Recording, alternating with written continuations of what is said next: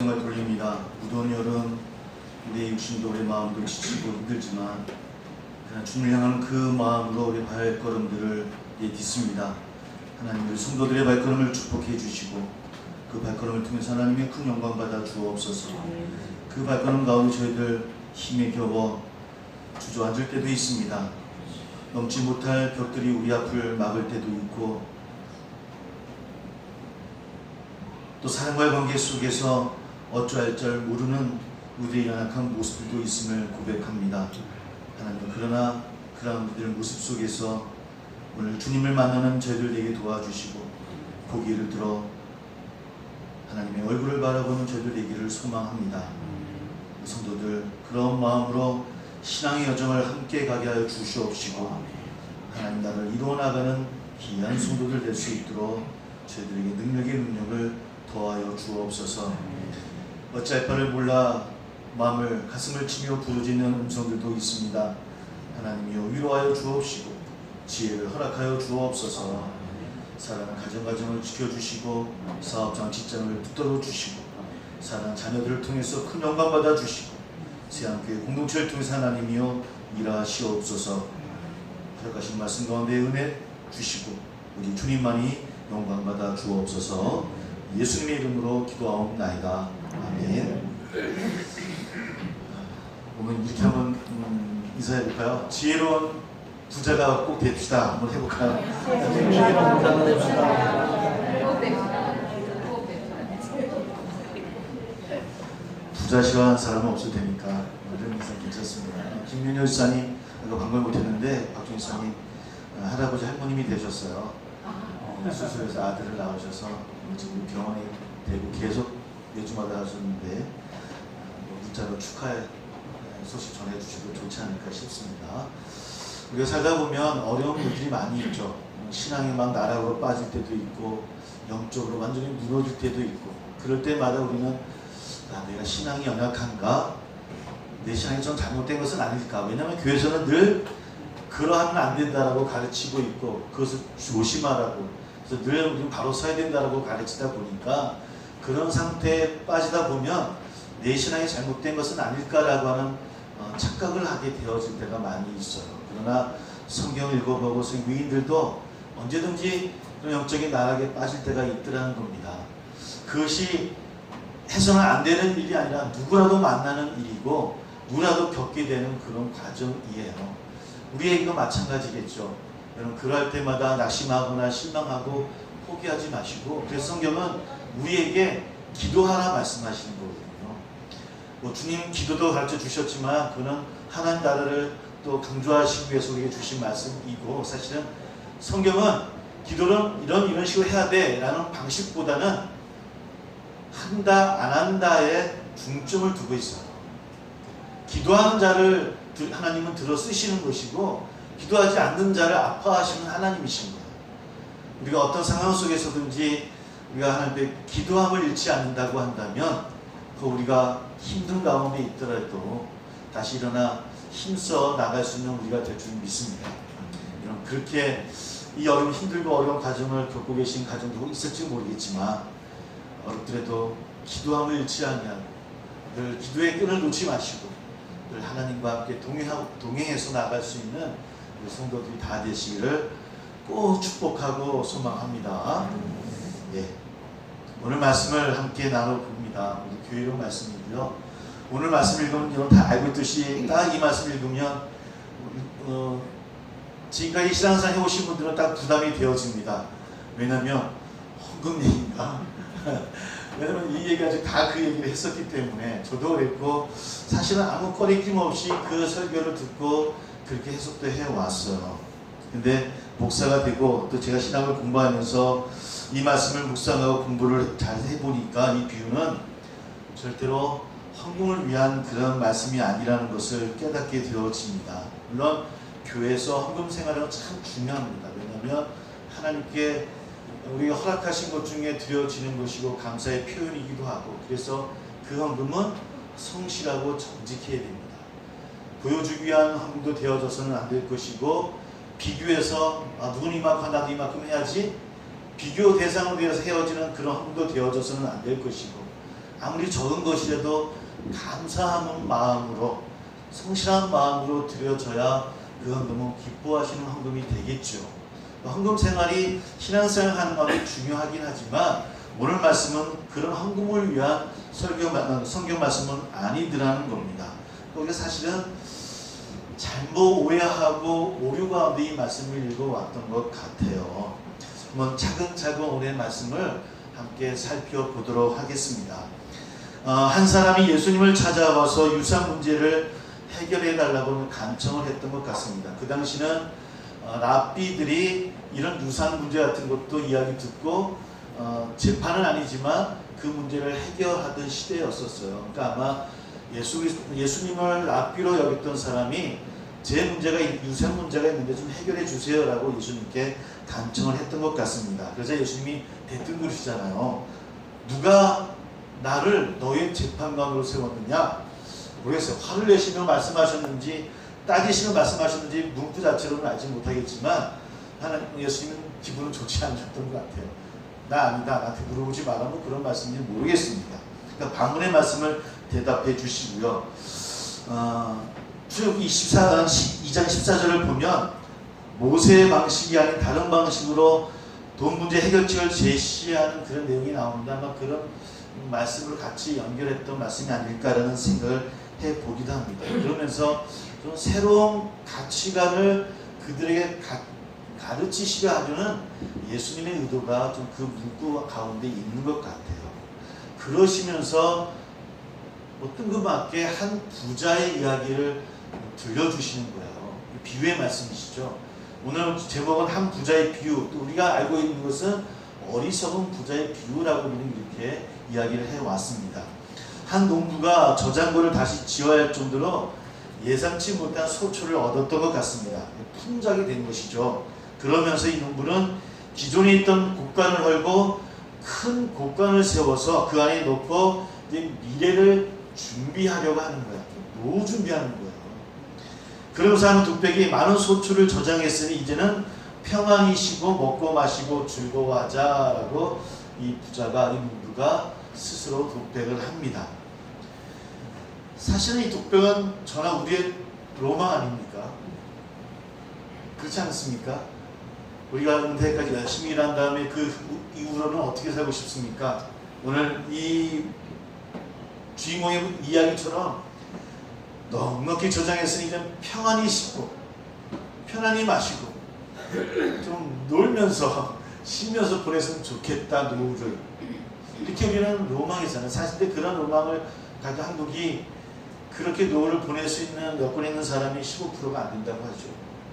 80% 이상은 은퇴를 했어도 일을 하거나 어려운 가운데 생활해야 되는 게 아직은 우리의 형편이기는 합니다. 그래도 열심히 벌고 나중에는 쉬고 또 휴식을 취하고 싶은 것, 그것이 우리의 모습인데도 불구하고 오늘 예수님은 그러한 그의 고백에 어리석다라고 말씀하시는 거예요. 왜 그러셨을까? 여러분 다시 한번 잘 문장을 보십시오. 이게 정말 그렇게 어리석은 행동일까요? 왜 이런 말씀을 하시는 것일까? 자기 밭에서 소출을 많이 거두게 되었고 그것을 저장하기 위해서 더 큰 곡간을 지으려고 합니다. 사실은 나쁘다거나 어리석다라고 평가하기 우리의 눈으로 보기에는 힘들어요. 아니 왜 나쁘게 라고 말씀하시는 것이지? 라고 물을 수 있는 그런 상황입니다. 자기의 땅에서 열심히 일했고 열심히 일한 만큼 소출이 일어나는 거예요.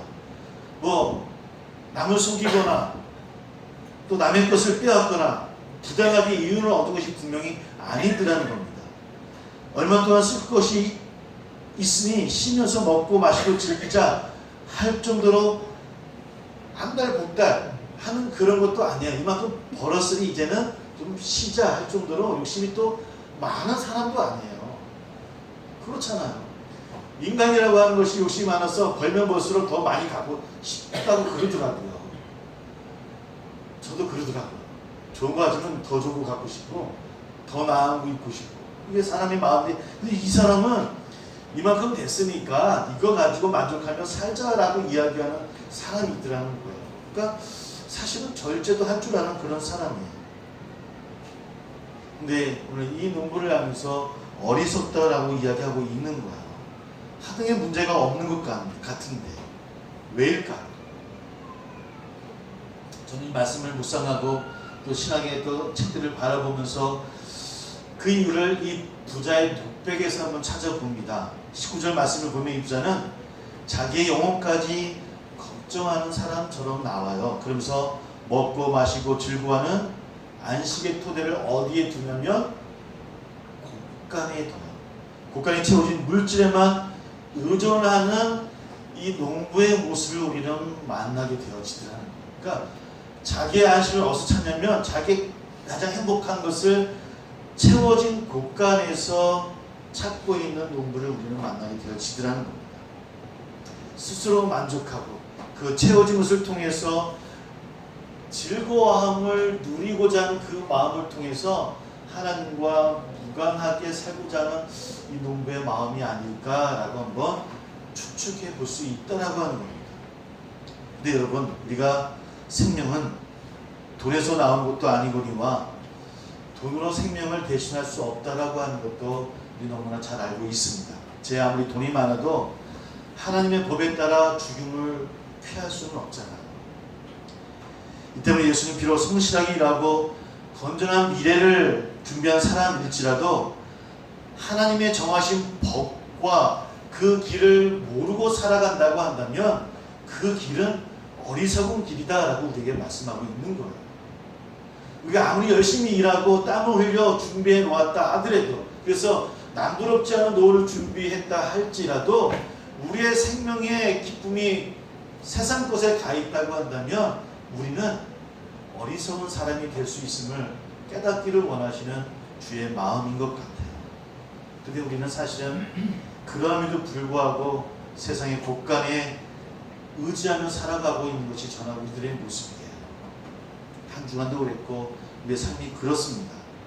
우리의 재산, 권력, 명예, 이것을 얻기 위해서 탐욕을 부리고 계속해서 우리의 곳간을 촘촘히 채워나가려고 하는 것이 저나 우리들의 모습이죠.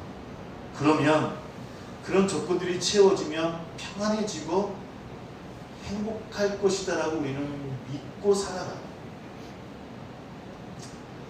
근데 이렇게 사는 우리 모두에게 오늘 주님은 말씀하시기를 오늘 밤 네 영혼을 내게서 도로 찾을 것이다. 그러면 네가 준비한 것이 누구의 것이 되겠느냐라고 경고하고 계시더라는 겁니다. 도로 찾는다라고 말씀하세요. 이게 무슨 의미겠습니까? 그러니까 우리가 준비하고 내가 채운 곳간의 것이 내 것이 아니더라는 거야. 원래 주인이 있다라는 의미가 담겨져 있어요. 그래서 도로 찾겠다라고 이야기하겠죠. 근데 여기서는 특별히 그런 물질을 이야기하는 것이 아니라 우리 영혼을 이야기하는 겁니다. 이 단어들이 영혼을 강조할 때 쓰여진 단어를 사용하고 있어요. 그런데 우리 이 말씀 읽을 때마다 늘 물질에만 채워져 있잖아요. 그러니까 도로 찾는다라고 하는 것은 우리의 영혼이고 생명을 뜻하는 거예요. 우리의 생명에 우리의 기쁨과 우리의 마음들이 세상에 있을 거라고 생각하고 있지만 아니라고 하는 거예요. 그러니까 그렇게 생각하느냐? 내가 오늘 밤에 네 영혼을, 네 생명을, 네 의지를, 내 행복을 빼앗을 수 있어 라고 우리에게 경고하고 있더라는 겁니다.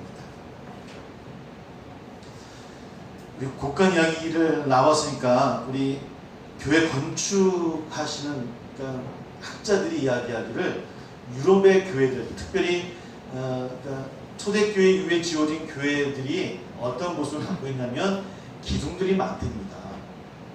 언제 한번 말씀을 드렸던 것 같은데 기억이 나실지 모르겠습니다. 그리고 그 교회는 어떤 몸을 갖고 있냐면 쉽게 해서 유럽의 곳간, 창고의 형태를 갖고 있대요. 그래서 곳간을 중심으로, 그 기둥을 중심으로 곡식들을 모으고 추수 때 되면 그 곳간 안에서, 넓은 곳간 안에서 마을 사람들이 모여서 잔치를 벌이고 그런 용도로 창고를 사용했다고 합니다. 교회도 바로 그런 곳이었대요. 그래서 여러 기둥이 있고 좋은 일 있을 때마다 교회에서 함께 잔치를 벌이고 또 그런 모습을 나누던 모습, 그것이 예배당의 모습이었다고 하네요. 근데 그 예배당은 채워져서 기쁨 있는 그런 곳간이 아니라 그들의 곳간의 창고의 의미는 쌓여졌지만 마을 사람들과 함께 나눔으로 기쁨을 서로가 나눌 수 있는 그런 장소였다고 합니다. 근데 오늘 말씀의 곳간은 어떤 겁니까? 채워서 내가 행복할 수 있는 조건이죠. 좀 다른 차원의 모습을 갖고 있어요. 함께 나누고 드려줄 수 있는 모습들. 그래서 오늘 말씀 읽어보면 탐심이라는 말씀이 있죠. 우리 몇 절입니까? 볼까요? 다시 한번. 몇 절이죠? 15절 한번 함께 읽어보겠습니다. 같이 시작. 그들의 이르시되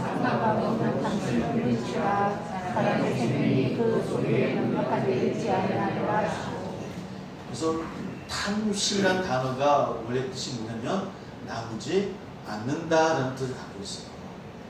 그러니까 욕심을 부리는 게 아니라 나누지 않는 것을 탐심이라고 이야기를 합니다. 유산의 문제를 가지고 예수님께 간청했던 그를 향해서 탐심을 버려라. 그리고 한 부자의 이야기를 하면서 그가 왜 어리석은 부자인가? 그가 자기의 행복을 위해서 열심히 일하고 자기의 배를 채우기 위한 소망을 갖고 있었던 것이 나쁜 것이 아니라 나누고자 하는 마음이 없었다고 하는 거예요. 그런 곳간, 그런 창고가 되어져야 되는데 그런 곳간이 나누지 못하는 곳간, 나누지 못하는 교회가 되어졌기에 하나님은 어리석다라고 이야기하고 네 영혼을 내가 도로 가져갈 거야 라고 경고하더라고요. 근데 우리는 그러하지 못하지 않습니까? 우리 똑같이 이 부자처럼 곳간을 채우면 우리가 행복할 거라고 생각해요. 교회도 곳간을 채우면 교회가 부흥하고 교회가 잘 될 거라고 우리는 생각해 왔어요. 그래서 멀쩡한 교회도 부수고 큰 교회만 세우려고 하는 것들이 모습이긴 하죠. 우리 학생들과 이번에 한번 수련을 하면서 김재윤 기업자라는 교회를 탐방을 했습니다. 1905년도에 시작해서 1908년도에 완성된 교회인데 옛날 교회죠, 그죠? 기업자로 된 교회고 한쪽은 남자들만, 한쪽은 여자들만. 1920년대부터 지어진 교회는 그 가운데도 뚫렸는데 그 교회는 예배 볼 때도 가렸답니다, 여자 쪽을. 그래서 목사님이 남자 쪽만 쳐다보고 있고 여자 쪽은 아예 가려져 있었대요. 그래서 목소리만 들어서 누가 왔는지를 알아야 되는, 들어가는 입구도 틀리고요. 그리고 여자 쪽이 더 짧습니다. 1900 초기라서 아직까지 여성분들이 좀 힘들 때예요, 사회적으로. 그래서 남자가 훨씬 많았었고. 근데 그 모습이 그 교회 틀이나 그 모습 그대로 남아있고, 위에 보면 훈민정음으로 쓰여진 성경 구절이 있어서 그 지방 문화적으로 지정되어졌다고 얘기를 하더라고요. 6.25 때 인민군들이 사무실로 사용하는 바람에 불타서 없어지지 않았대요, 교회 다행히. 아직까지 그 남아있는데 저는 그걸 보면서 너무 좋았어요. 작은 교회였죠. 조원상 장로님이셨는데, 조원상 장로님, 처음에 조원상 장로님이 그 지역의 재력가이신데 그분이 지으신 교회라고 하네요. 그 교회가 120년 가까이 됐음에도 불구하고 지금도 아주 이쁜 모습으로 남아있고, 그 모습 속에서 교회에 많은 일화들이 있었고, 그 교회가 일대 장로님이 그 조 장로님의 마부셨어요. 종이죠, 쉽게 얘기하면. 통영분이라고 합니다. 이 장로님 아마 들어보셨을 거예요. 그래서 두 분이 투표를 하셨대요. 보통은 누가 됩니까? 보통은 우리라고 한다면 조은성 장로님이 되셨겠지만 이자의 그분이 장로님이 되셨어요. 그러자 그대는 장로님이 아니시죠? 이 조 장로님이 나오셔서 하나님 보신 정말 귀하신 분이라고, 저도 이분을 장로님으로 잘 받들어서 교회를 위해서 일하겠다라고 이야기하시고, 교회가 그 장로 통해서 이렇게 성장했던 교회라고 합니다. 그런데 저는 그 교회를 보면서 120년 되어졌지만, 옆에 조그맣게 교회를 새로 지어졌지만 이 교회가 더 좋았어요. 더 은혜가 되어지고, 그냥 안전만 있어도 그냥 은혜가 되어지더라고요. 이런 교회들이 한국에 참 많이 있었으면 좋겠다. 유럽에 몇백 년, 몇천 년 된 교회들이 있는데 왜 한국은 그냥 교회를 내버려두지 않냐고, 왜 큰 건물만 세우려고 할까? 왜 그럴까 생각해 보니까 오늘 말씀이 그런 마음인 거예요.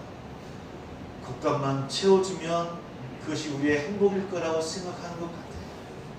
곳간만 넓어지면 부흥할 것이라는 우리의 생각들이 우리 가운데 있더라는 거예요.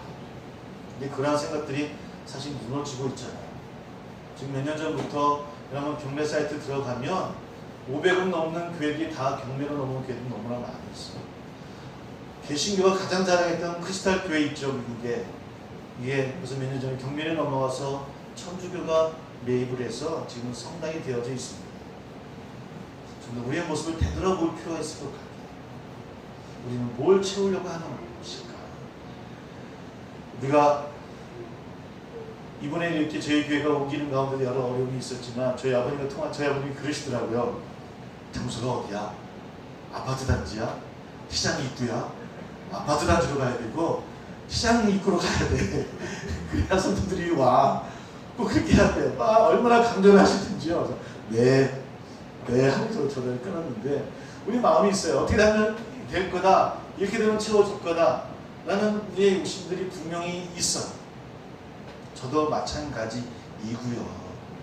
그러나 사실 우리가 먼저 생각해야 될 게 있어요. 하나님이 원하시는, 주님이 원하시는 교회는, 우리 성도는 채워서 우리의 기쁨을 누리는 교회가 아니라 나눔을 통해서 하나님의 생명을 얻는 교회가 될 수 먼저 되어야 하나님 우리를 사용하신다는 겁니다. 소유에 집착하고 또 그렇게 집착하는 교회가 아니라 함께 나누고 그 나눔을 통해서 기뻐할 수 있는 교회, 그런 성도들이 될 수 있을 때 하나님께서 정말 사용하는 교회가 될 수 있음을 믿습니다. 그런 교회가 되는 저와 우리 모두가 다 되기를 주의 이름으로 소망합니다. 오늘 말씀에서 한 가지 더 생각해 볼 문제가 있습니다. 오늘 한 사람이 유산 나눔의 문제로 시작했다는 점을 다시 말씀을 드렸는데요. 이것이 어리석은 부자 비유의 핵심이기도 합니다.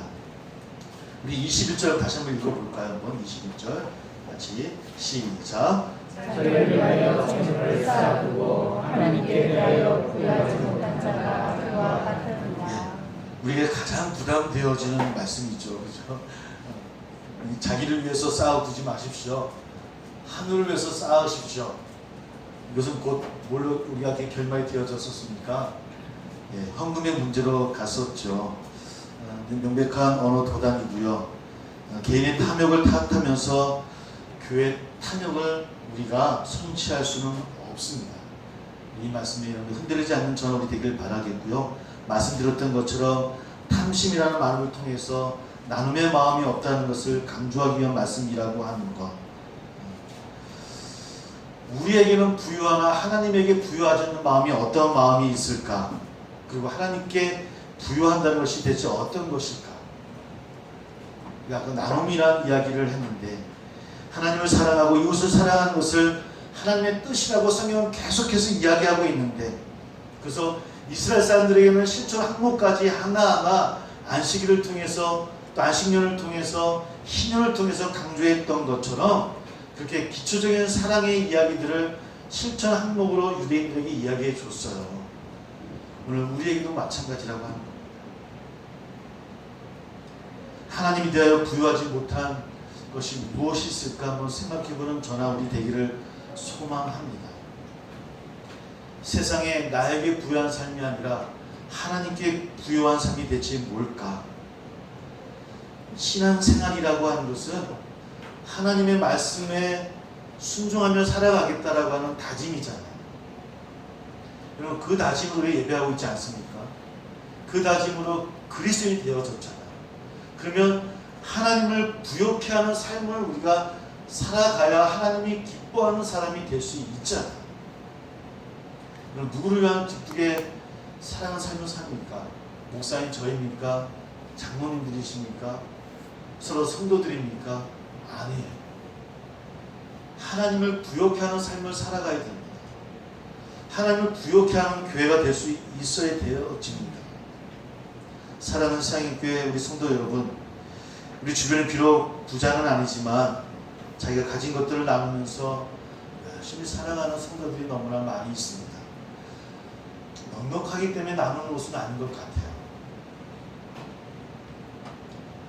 지금 일본과 관계가 안 좋죠. 그래서 우리 불매운동까지 하죠, 그죠? 우리 전라도 지역을 가다 보니까 전라도는 전라도더라고요. 현수막들이 쫙 붙어 있어요. 노매해가지고 역시 전라도는 전라도라고 제가 생각을 했어요. 저는 일본의 욕심이 과하다고 봅니다.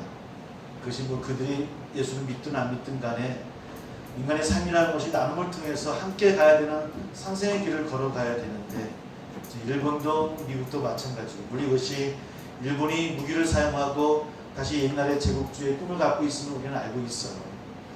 우리에게는 좀 더 어려워질 것 같아요. 그렇지 않아도 어려운데 더 어려운 고비가 우리에게 분명히 있어요. 그것 때문에 정치하는 분들이 얄밉기도 하고 믿기도 해요.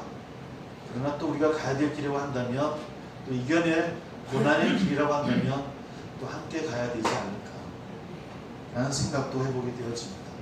그래서 그런 일들이 우리의 배를 채우는 일들이 아니라 우리 또한 우리보다 가난한 나라를 위해서, 가난한 지역을 위해서 나눌 수 있는 나라가 될 수 있도록, 우리는 그렇게 못했다고 한다면 우리 자녀들은 그런 하나님의 부욕케 하는 삶을 사는 자녀들이 될 수 있도록 우리가 그렇게 살아가고 가르쳐야 되지 않을까, 그런 교회가 되어야 되지 않을까. 오늘 그런 말씀을 통해서 함께 생각해 보고 이 여름을 함께 이겨나갈 수 있는 저나 우리 모두 다 되기를 주의 이름으로 축복합니다. 기도하겠습니다.